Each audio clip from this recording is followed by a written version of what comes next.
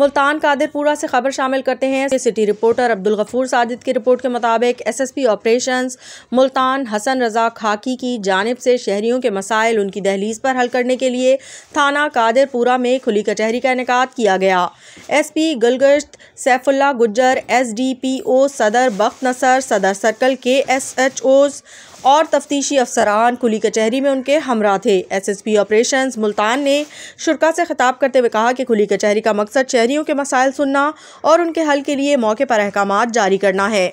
SSP operations Multan ने तमाम शहरियों के फर्दन मसाइल सुने और मेरिट पर हल के लिए मौके पर अहकामात जारी किए। उन्होंने मुत्तल्लिका पुलिस अफसरान को अहकामात जारी किए कि साइलिन की शिकायत का अजाला करके रिपोर्ट पेश करें। इसके अलावा एसएसपी ऑपरेशंस ने इस मौके पर थाने की इंस्पेक्शन की, पुलिस स्टेशन का रिकॉर्ड मुलाहिजा किया, हवालात, थाने की सिक्योरिटी और थाने से मुताल्लिक दीगर उमूर का जायजा लिया और ज़रूरी हिदायत दी।